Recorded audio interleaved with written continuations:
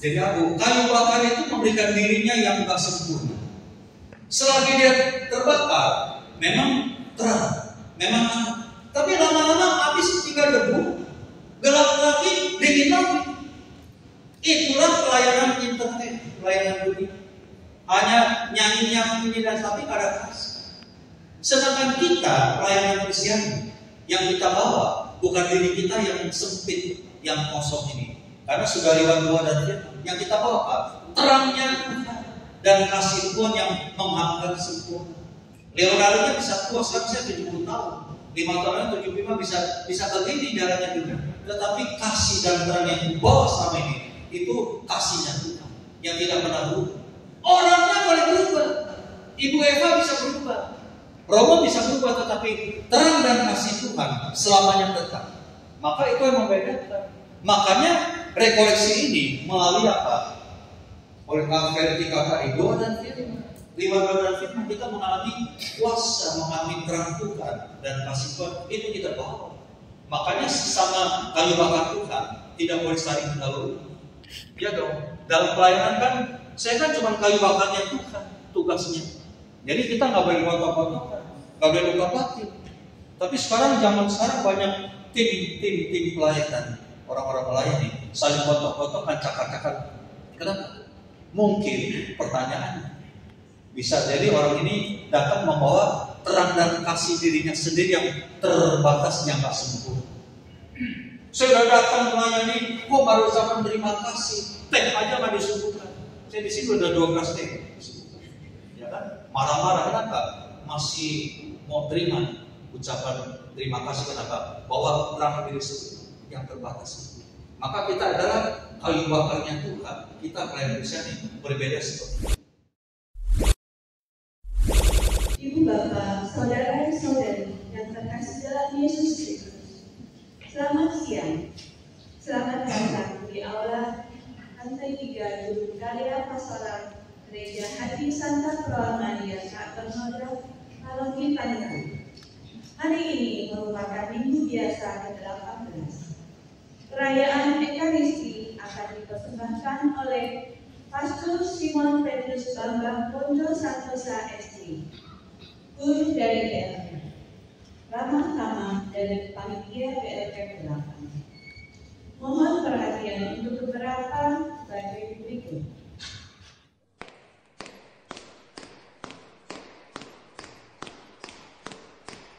Marilah kita mengakui bahwa kita telah berdosa kepada orang lain yang tidak berlelah-lelah untuk itu.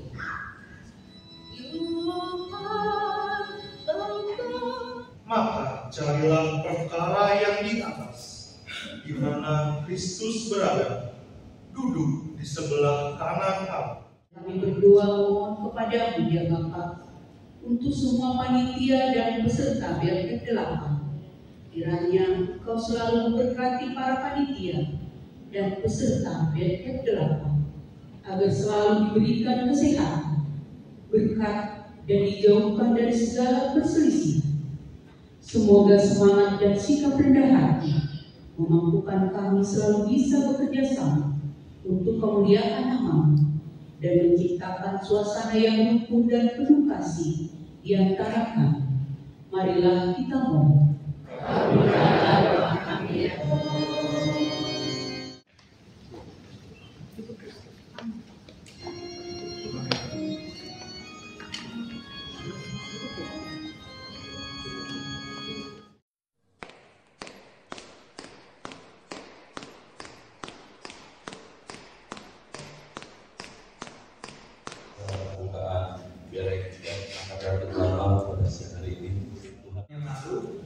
Saya ikut di tempat ini sama seperti Bapak Ibu. Saya ingat banget waktu itu bulan Agustus juga ya, mungkin tanggalnya kayak tanggal 9 atau tanggal 13 Agustus saya lupa gitu kan.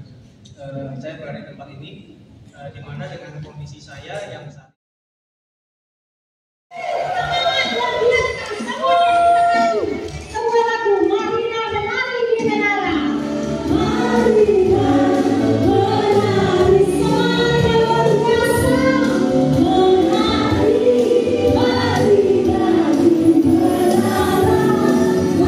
Mari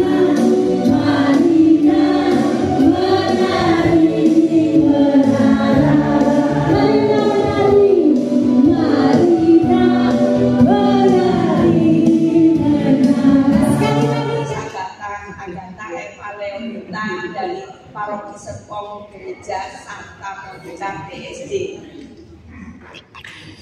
Pagi-pagi repot, langsung mandi, berangkat ke kantor misalnya ke kantor. Gak ada doa sama sekali. Mana bisa tumbuh imannya? Gak akan tumbuh.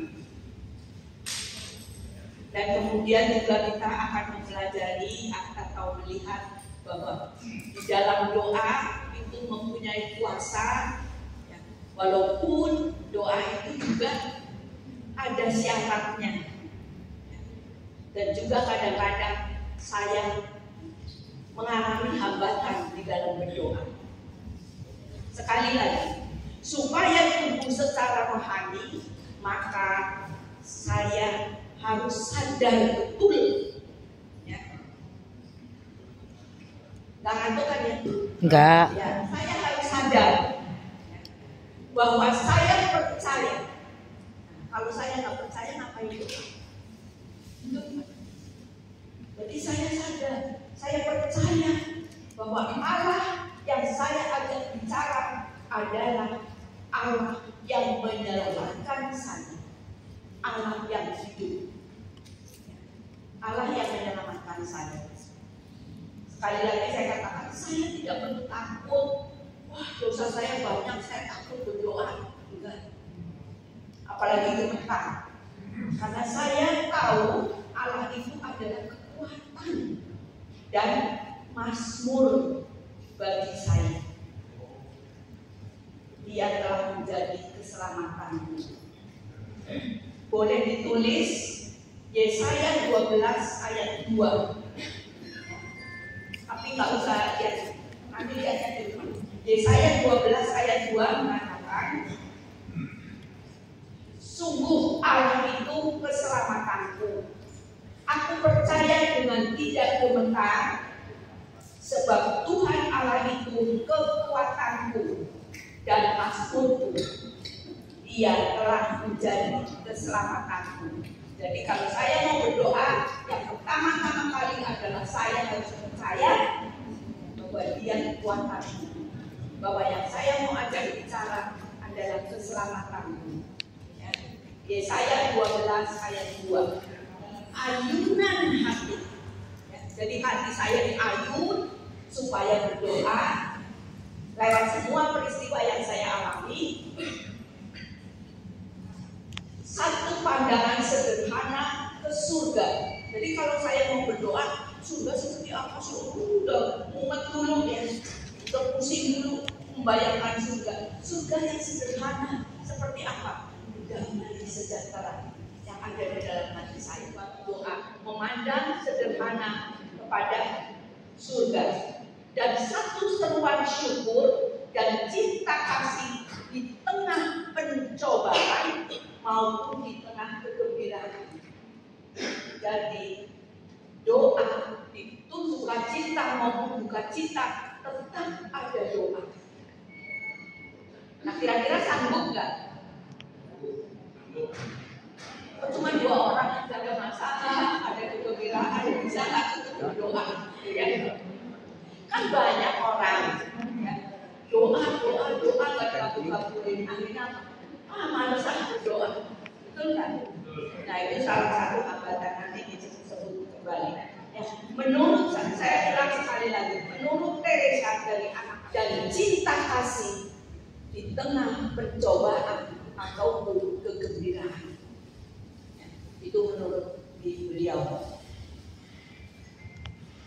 Disinilah merupakan rahasia iman bagi kehidupan Kristen. Saya mengaku sebagai anak Allah Bapa percaya ada satu hubungan pribadi. Ya, jadi kalau saya berdoa dengan percaya, maka hubungan saya dengan Tuhan secara pribadi semakin erat dan semakin tumbuh.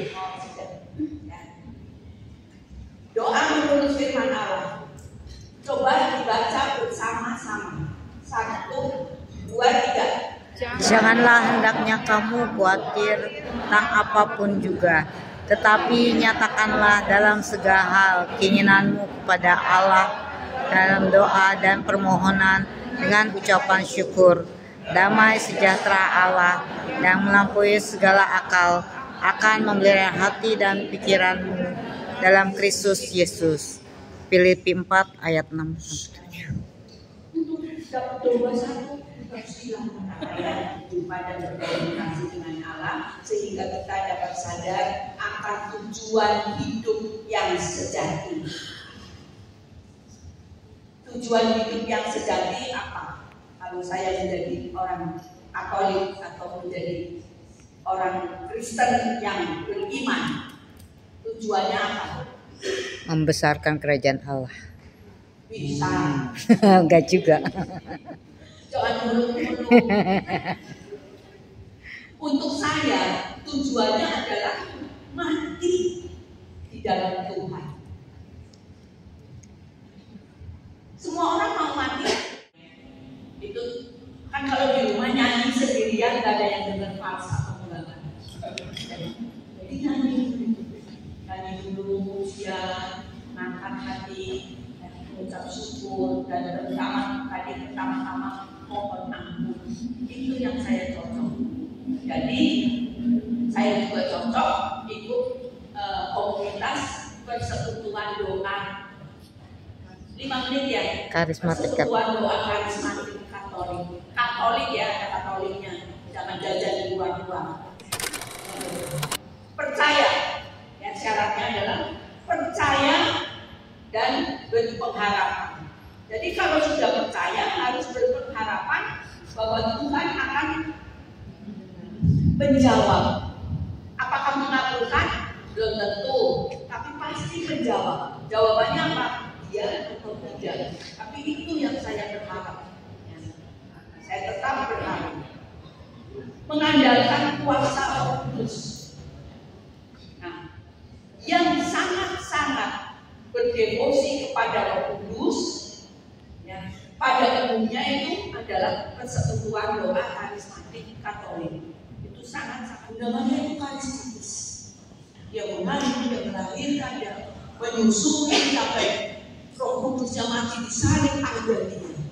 Itu sangat-sangat karismatis. Jadi jangan dibilang orang persekutuan doa enggak menghormati Bunda Maria. Justru Bunda Maria adalah orang karismatik yang pertama. Ya.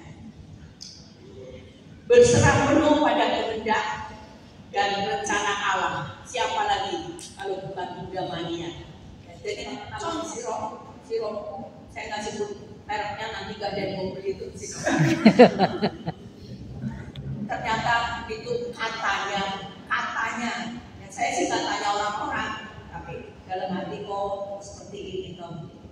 Ya, keberanian untuk mengatakan Injil sudah lulus harus berani bersaksi, terutama bersaksi bagaimana Tuhan Yesus itu pilih. Kesombongan, ya. Kalau orang sombong mana bisa berdoa? Gua begini kan karena gua kerja keras gitu ya. Lebih kurang 5 menit, 10 menit, gak apa-apa kan yang kurang besoknya. Doa hanya untuk kepentingan pribadi. Jadi minta, terus minta. Menyembunyikan kedosaan. Jangan takut, jangan gemetar. Kita semua orang berdosa. Datang kepada Tuhan supaya dipulihkan. Gitu. Jadi jangan takut berdoa. Itu bukan hambatan. Jenuh karena tidak dikabul-kabulkan lalu berhenti berdoa. Doa pribadi dan doa komunitas. Doa pribadi penting, doa komunitas kalau ada di lingkungan dan persekutuan doa apa misalnya di radio apa itu penting sekali, harus datang. Jangan ditunda-tunda. Doa melalui perantara Bunda Maria dan orang kudus. Doa melalui Bunda Maria dan orang kudus. Di satu sedikit lagi, mungkin lebih kurang 2-3 menit ya. Tahun lalu tahun 2023 kan sering kesempatan untuk doa-doa rosario ya di rumah. Nah, kalau tahu bahwa firman Allah mau berbicara pada saya, mau menyapa saya, maka saya harus mempersiapkan diri supaya Allah berbicara. Mengajar saya supaya apa? Supaya saya tahu dan mengerti, supaya saya memahami mana yang baik dan mana yang tidak baik. Menyatakan kesalahan supaya saya tahu saya salah saya sanggup untuk meminta maaf kepada seseorang yang mungkin sudah saya sakiti dan saya harus minta maaf. Jadi saya tahu kesalahan saya. Pernah nggak minta maaf kemudian orangnya menolak, diem saja, walaupun bilang udah gue udah maafin, melengos gitu ya, marah. Pernah yang seperti itu. Nah, kalau sudah kenal dengan firman Tuhan, walaupun gak diterima atau bahkan ditolak, itu gak akan mati. Gak akan mati. Karena jelas tadi dikatakan untuk mendidik saya di dalam kebenaran, mengajar saya memperbaiki kelakuan saya yang tadinya saya suka ngomongin orang itu semua akan mendidik saya. Sekalipun ditolak atau bahkan tidak mau diterima permintaan maaf saya tetap bertekad untuk menunjukkan kesungguhan saya. Jadi kesungguhannya bukan setiap kali ketemu maafin enggak, bukan begitu ya. Tapi tetap tersenyum, walaupun senyumnya dibuang sama dia. Ketemu, apalagi bertemu begitu, ketemu jelas-jelas senyum, gak boleh langsung kitanya yang nanti, supaya saya di dalam kebenaran. Jadi tetap senyum sekalipun dicuekin. Kenapa seperti itu? Karena Yesus sendiri mengatakan di dalam Matius 6 ayat 14 dan 15, dicatat boleh bacanya di rumah. Matius 6 ayat 14 dan 15 dikatakan, karena jikalau kamu mengampuni kesalahan orang, Bapamu yang di surga akan mengampuni kamu juga. Tetapi jikalau kamu tidak mengampuni, maka Bapamu tidak akan mengampuni kesalahanmu. Nah, kalau Bapak nggak mengampuni, tadi tujuan hidup saya berdoa supaya saya mati di dalam Tuhan. Masuk neraka kalau nggak mengampuni orang. Puji Tuhan, orang yang mau nonton pun saya ampuni. Mudah-mudahan itu poin, ya. Poin nanti saya dijemput oleh Tuhan dan bukan oleh setan. Tuhan itu membimbing pada kebenaran dan mengalami kebebasan batin. Karena itu saudara-saudaraku yang terkasih, berdirilah teguh, jangan goyah, dan giatlah selalu dalam pekerjaan Tuhan. Sebab kamu tahu bahwa dalam persekutuan dengan Tuhan, jerih payahmu tidak akan sia-sia.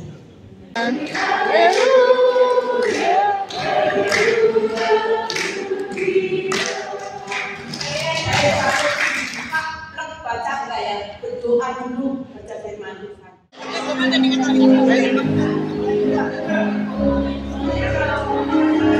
Kita bisa berdoa melalui firman-Nya, kita bisa menemukan saat ini kita mengangkat pujian yang lalu ya, masih grupnya Pak Budi, Claudia dan sebagainya dan Mega juga.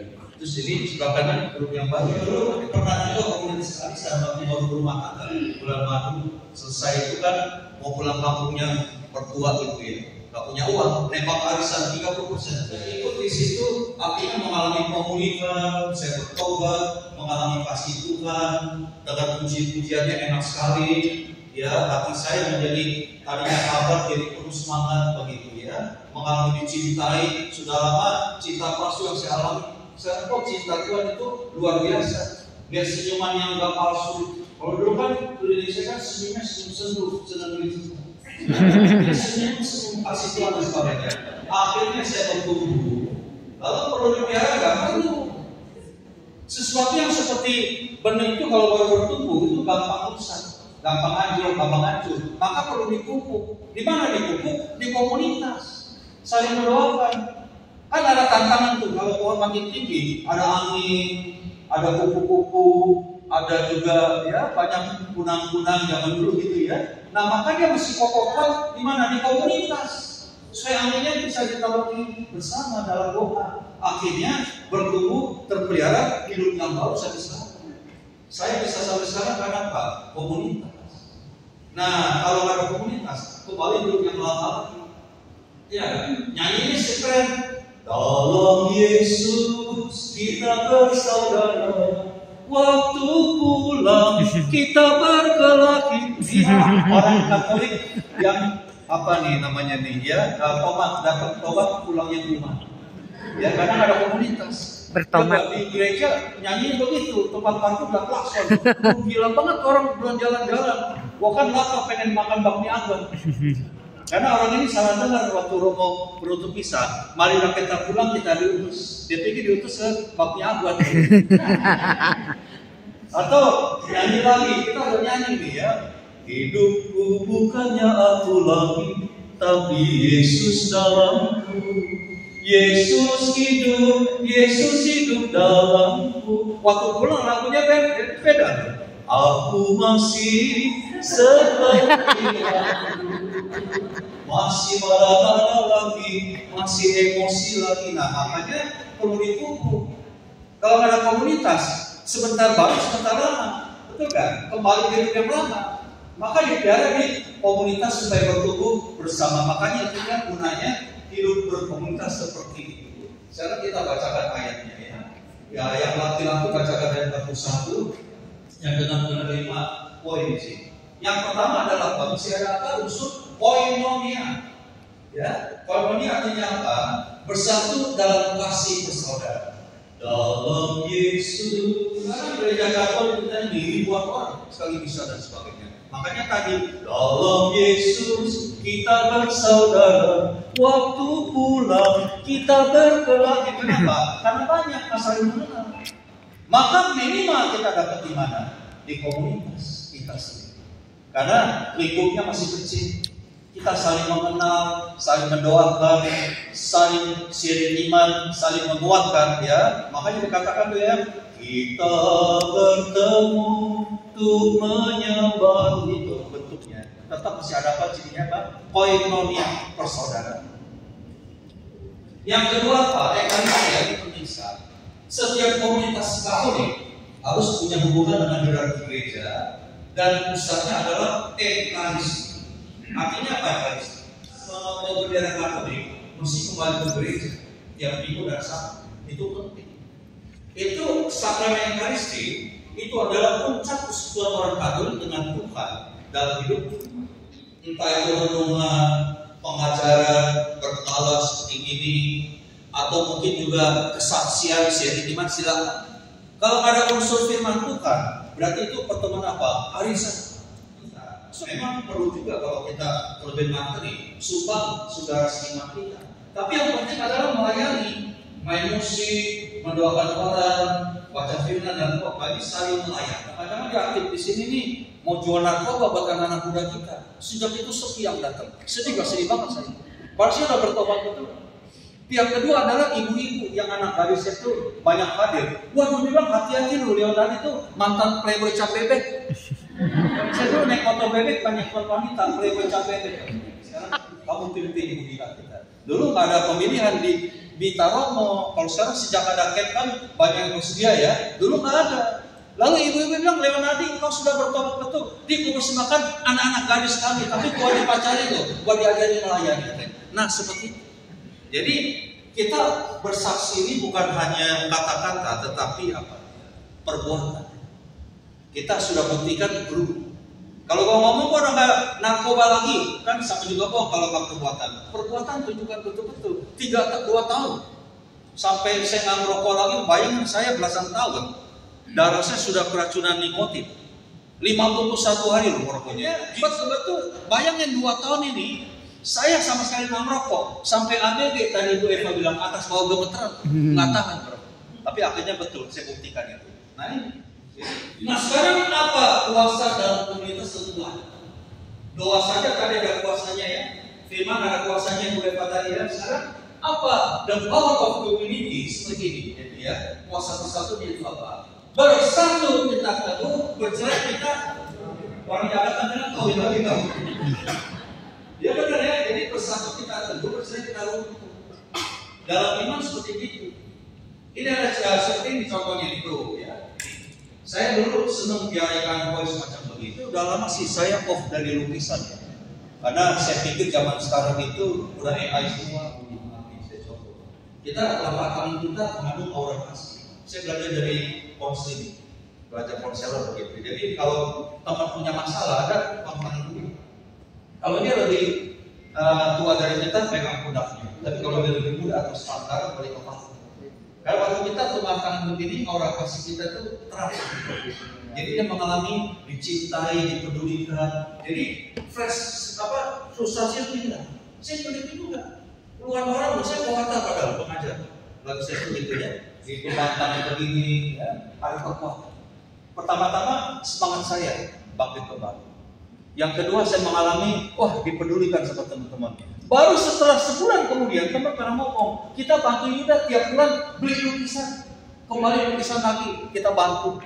Selama 2 tahun COVID, saya bisa survive dalam hidup keluarga. Gara-gara di bawah itu hasil dong. Era begini, ya punya problem itu banyak. Yus sendiri akan kalah. Meskipun kaya punya prestasi, anjlok kalau sendiri. Tantangan belum banyak, maka kita butuh suatu komunitas. Yang ketiga itu apa? Seperti ada tanda-tanda dan mukjizat terjadi di komunitas jaga amin. Betul? Selalu kita mengalami, tapi sulitnya kita manusia membatasi kuasa Tuhan. Katanya mukjizat itu yang spektakuler, yang gede-gede, buta dicelikan, tuli mendengar, ya, kaki patah disambung kembali, lumpuh jalan. Itu ya dan amin kita mengalami. Nah, tiap-tiap hari Tuhan menambah jumlah mereka, ini mukjizat juga. Makanya kalau you aktif di komunitas apapun, PDKK atau di KTM, itu nggak usah pusing soal jumlah yang ada. Itu urusan Tuhan. Yang penting saya lakukan sesuai dengan ciri-ciri khas komunitas. Itu apa? Saling mengasihi, melayani, bersaksi, bersaudara dan sebagainya. Kalau saya Tuhan yang tambah jumlahnya, kenapa? Komunitasnya penuh dengan kasih. Jadi nggak perlu kita kekurangan uang nih. Komunitas kita masih ada program ini. Percuma, yang penting kita jalankan tadi 4 tanda tadi. Tuhan akan kirimkan. Tapi kalau sampai detik ini komunitasnya malah ambrol orangnya, nggak bertambah-tambah. Kita mesti jangan-jangan yang salah komunitas kita.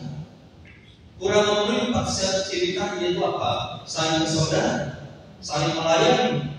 Ya, saling ada firman Tuhan, dan yang depan itu apa? Saling bersaksi. Saya belum di karismatik pada tahun 7 bulan awal.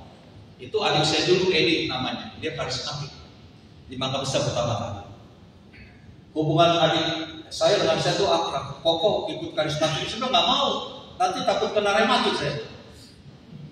Tapi lama-lama saya lihat kok nggak hanya sekedar tepuk tangan di karismatik,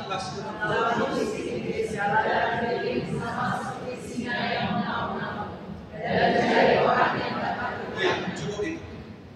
Sekarang saya bertanya Anda, kenapa singa itu sebelum terkam mangsanya dia mengawal? Untuk menakut-nakuti mangsanya itu, supaya dia ketakutan, gemeteran, ABG atas bawah gemeteran, ya. Tulang-tulangnya langsung berdiri begini, sehingga singa gampang mencapoknya tanpa perlawanan. Betul? Itulah yang terjadi pada kita ini. Seringkali sebelum si jahat itu menjatuhkan iman kita, dia pakai apa? Pakai ini juga supaya kita khawatir, betul gak ya? Stres, ragu-ragu dan bimbang. Nah ini kerjanya si jahat. Nah ketika kita udah nggak percaya Tuhan lagi, ketika kita stres dan frustasi, gampang dijatuhkan setan. Tapi kalau dia nggak pernah jatuhkan kita waktu kita lagi buat doa, lagi berkomunitas melayani, itu si jatah. Tapi dia tunggu kita ketakutan dulu, khawatir dulu, dia makan. Tidakkah kalau lebih berharga daripada burung? Sekarang saya tanya pada Anda, pernah nggak lihat burung mati karena khawatir? Enggak. Mati juga karena digoreng, burung goreng. Nah, baca itu kan jadi kuat, tapi kan kita mereka nggak mau. Nah, makanya ini strategi lama, ya kan? Atau banyak sekarang gampang muntaber, hipertensi, udah resiko. Memang sih, kadang-kadang memang komunitas itu kan orangnya banyak. Betul Pak, puluhan orang, ratusan orang PDKP. Betul. Terutama kini. Itu kan orangnya kan latar belakang kita kan beda-beda. Sukunya beda, terutama pendidikan berbeda, kebudayaan kita berbeda, cara kita ngomong pun berbeda. Ada yang keras, ada yang lembut. Nah, kadang-kadang bercandaan kita disalahkan orang. Waduh, ngomongnya kok tajam banget ya. Aku jadi ngambek dulu kabatin dulu. Dan aku muntah mundur tanpa berita, keluar dari komunitas. Dibicarakan ini siasat siapa? Si jahat. Ya, gampang hipertensi, hilang pergi tanpa permisi. Ngomongannya lu pikir orang luka batin. Nah, maka cara mengatasinya apa? Jangan mudah tersinggung. Anggaplah Tuhan memakai orang lain sebagai sarana bagi kita untuk berubah, bertumbuh. Betul dong? Kan perjalanan kita, baik iman maupun kepribadian kita, mesti berubah. Hari ini berbeda dengan kemarin. Besok berbeda dengan hari ini, betul? Nah, bagaimana berubahnya? Tuhan mengubah kita lewat orang lain, lewat kritikan, ya enggak? Lewat nasihat yang kelihatannya, waduh, kamu bagaimana sih? Kamu kan tim datang terlambat, bagaimana? Bikin malu. Nah, tersinggung ada, tersinggung. Lu gila tuh koordinator, dia cemburu sama gua punya talenta yang hebat. Maka pakailah orang lain sebagai sarana untuk bertumbuh, untuk mengalahkan cara nambah dan tersinggung. Jangan gampang tersinggung. Jadi gampang tersinggung. Maka belakangan saya berpikir ini batin saya itu berharga sekali, mahal harganya. Terlalu sayang kalau dikit-dikit terluka. Maka sekarang saya menjaganya gimana? Saya ambil punya moto hidup saya sekarang. Mungkin ada boleh. Batin saya mau bahagia atau terluka tergantung saya sendiri, bukan orang lain. Maka saya nggak akan menang apapun kata orang. Karena saya bahagianya buat dia, termasuk pasangan sendiri. Kadang-kadang kan dia keras juga kata-katanya. Ya bahkan orang seberang. Saya orang jalan. Kalau sekarang kami ada saya kan saya terluka terus sekarang nggak apa-apa kan tergantung saya bagiannya. Seperti itu. Mudah mengampuni orang. Seperti itu. Jadi hati-hati kalau juga gampang tersinggung, gampang mudah kayak begitu. Berarti apa? Si jahat sedang obrak-abrik komunitas kita. Karena dia lawan apa ini bisa pakai firman Tuhan, betul kan? Dengan doa dia udah tahu. Sekarang caranya kan banyak orang kan nggak sadar. Ini penjelasan. Ini gampang mudah marah lihat orang lain berhasil kok. Waduh, darah saya kok mendidih rasanya kok dia mudah gampang berhasil. Padahal untuk PDKK baru 1 tahun kok udah gampangnya. Mari cari puisi prosa pantun dari koran-koran bekas tempel di situ. Suatu kali saya ketemu tuh satu pantun begini. Dari mana datangnya lintah? Dari sawah turun dekat. Dari mana datangnya cinta? Dari mata turun hati. Dari mana datangnya dosa? Dari mata turun hati. Dia tetangga, waduh alpat, dia salah di sana. Ya enggak, gua cuma Grand Mac dan sebagainya. Waduh, mojok-mojok suami beli dong. Ternyata suami pegawai ASN negeri. Jadi dia apa ini korupsi dan sebagainya itu. Jadi janganlah kita dikit-dikit iri teman yang lainnya. Kemudian yang terakhir ini adalah apa? Nah ini mengasihi diri sendiri. Aduh saya udah kesepakatan saya udah ikut Tuhan, udah tinggalkan suami ini. Jalan saya tinggalkan, orang tua pun saya tinggalkan. Saya dapat apa ya begitu?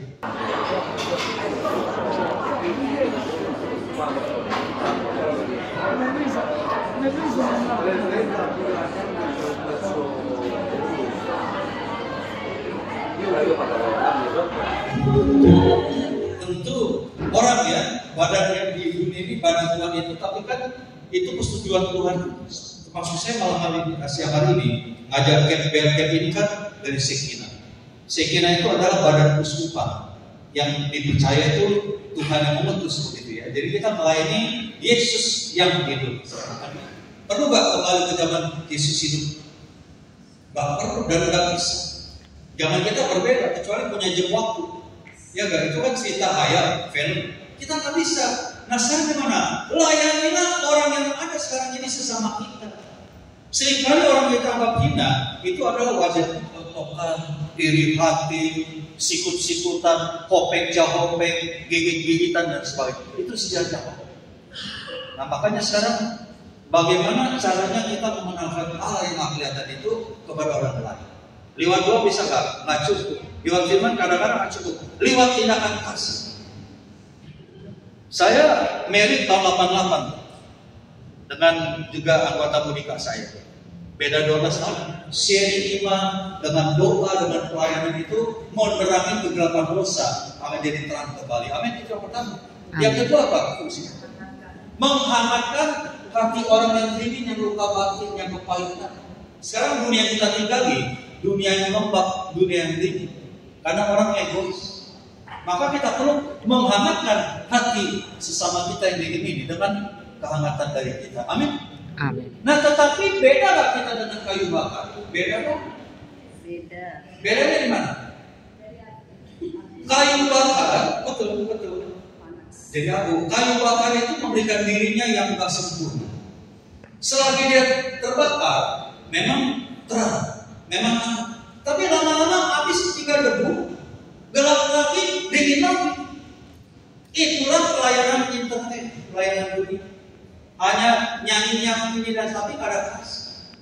Sedangkan kita pelayanan Kristiani yang kita bawa bukan diri kita yang sempit, yang kosong ini. Karena sudah lewat doa dan firman. Yang kita bawa apa?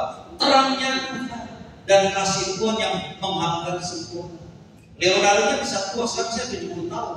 5 tahun 75 bisa berdiri darahnya juga. Tetapi kasih dan terang yang dibawa selama ini itu kasihnya Tuhan yang tidak pernah berubah. Orangnya boleh berubah. Ibu Eva bisa berubah. Romo bisa berubah, tetapi terang dan kasih Tuhan selamanya tetap. Maka itu yang membedakan. Makanya rekoleksi ini melalui apa? Oleh versi KKI doa dan firman. Lewat doa dan firman kita mengalami kuasa, mengalami terang Tuhan dan kasih Tuhan. Itu kita bawa. Makanya sesama kayu bakar Tuhan tidak boleh saling mendahului. Ya dong. Dalam pelayanan kan saya kan cuma kayu bakarnya Tuhan tugasnya. Jadi kita nggak boleh kotor-kotor, nggak boleh luka batin. Tapi zaman sekarang banyak tim pelayanan, orang-orang melayani saling kotor-kotor, cakar-cakar. Kenapa?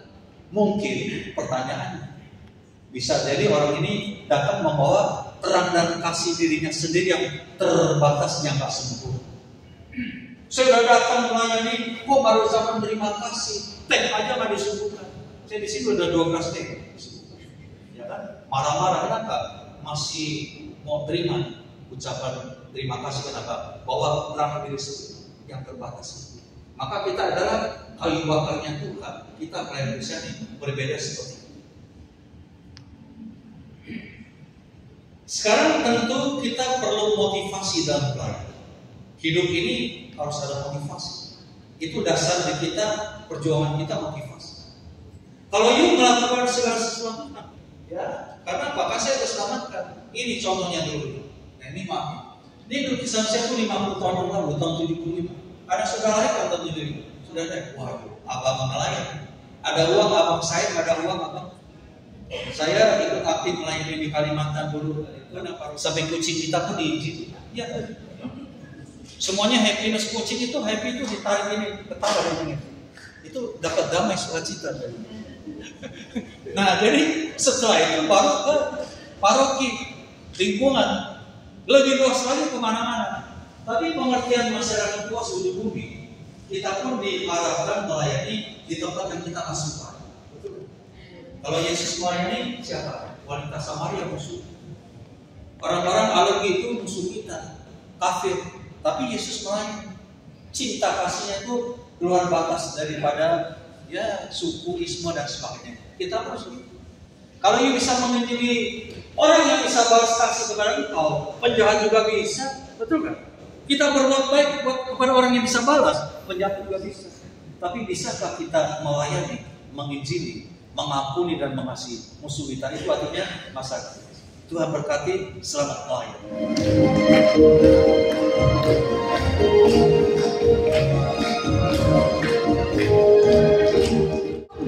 Jelas siap di Tuhan, siapa yang jadi penuainya yang